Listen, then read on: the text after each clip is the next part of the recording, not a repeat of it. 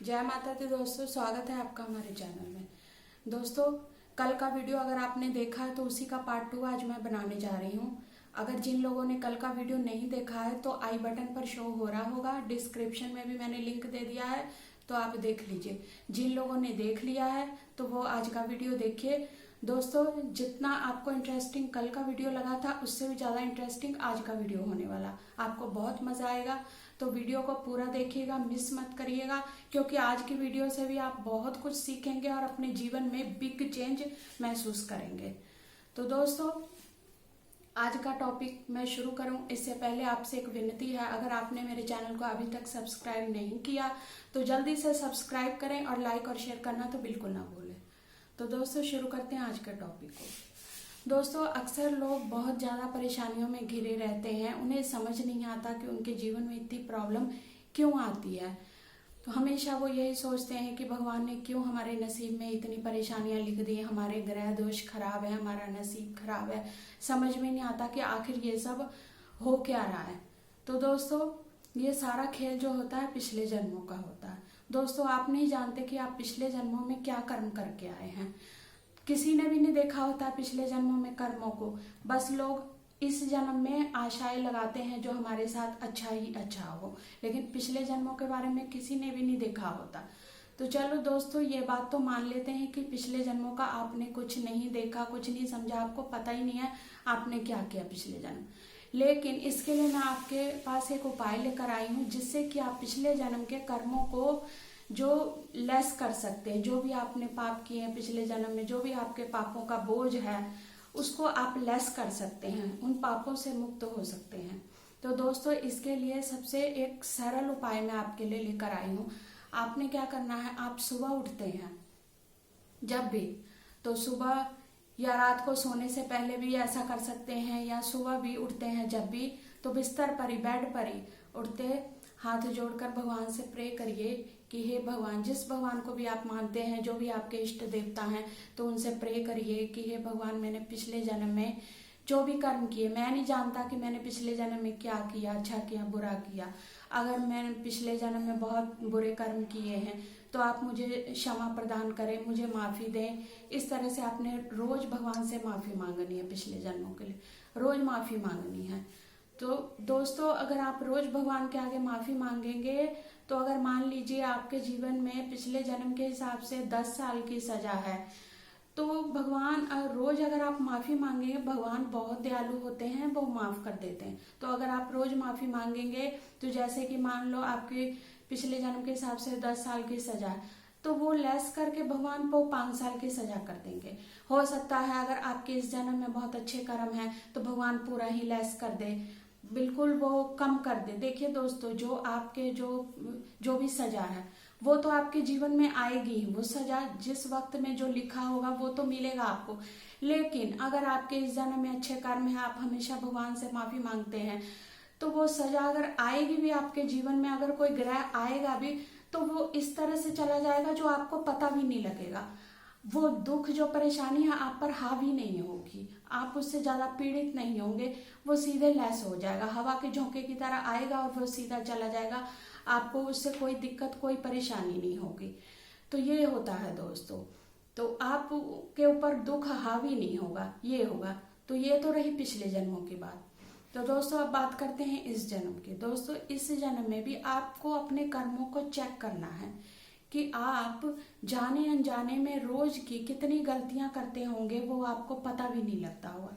छोटी छोटी मिस्टेक जो है लोग रोज की अक्सर करते हैं और उन्हें बिल्कुल पता नहीं लगता।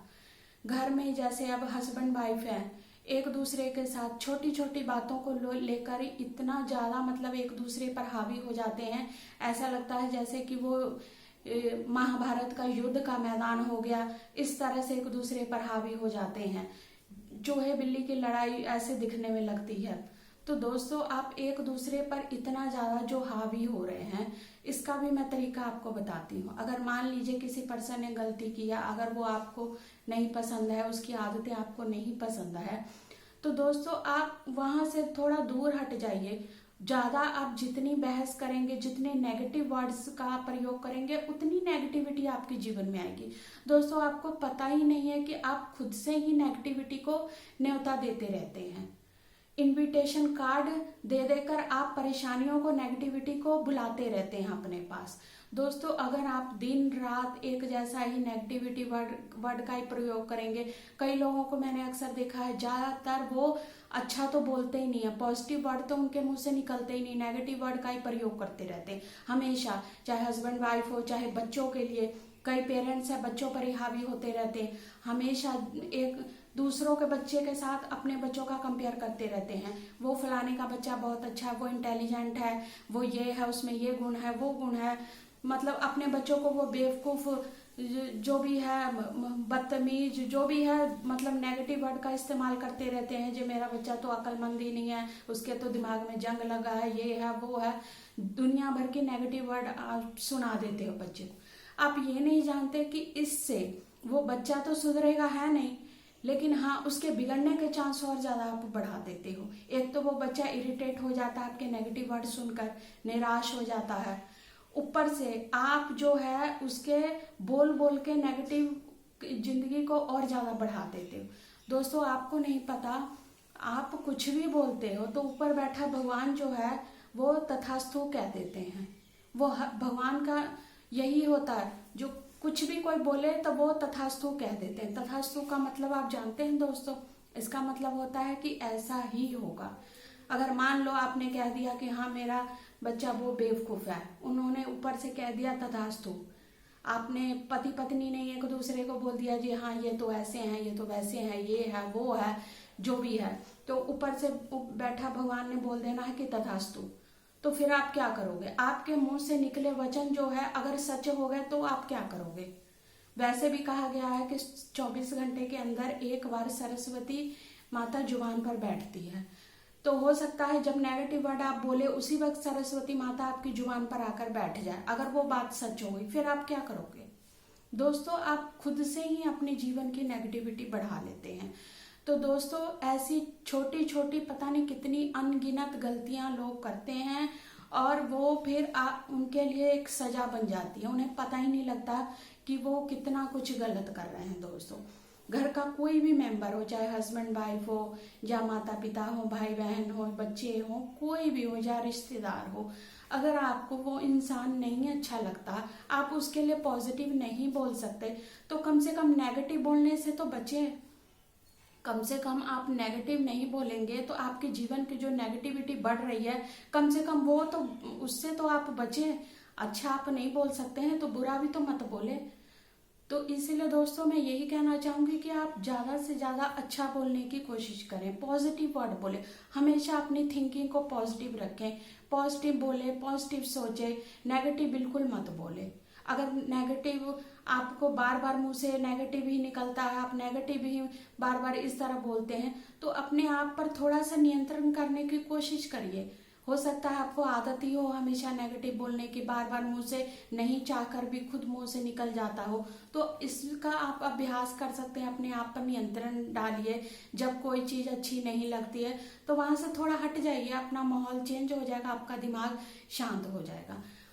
बाकी अगली बात, कई लोग इतना परेशान होते हैं हर वक्त, मतलब हर चीज के लिए, छोटी छोटी बातों के लिए ना टेंशन करते रहते हैं। तो इससे अच्छा तो होता नहीं, लेकिन उनके साथ बुरा ज्यादा हो जाता। हमेशा चिंता करते हैं, किसी छोटी छोटी बातों पे चिंता करते रहते हैं। दोस्तों, चिंता और चिता में इतना ही फर्क है। चिता जो है मरे लोगों को जलाती है और चिंता जो है जीवित लोगों को जलाती है। तो आप दिन रात चिंता कर करके, टेंशन कर करके तो अपने शरीर को खुद जलाते हो। तो इसलिए दोस्तों ऐसी गलतियां मत करिए।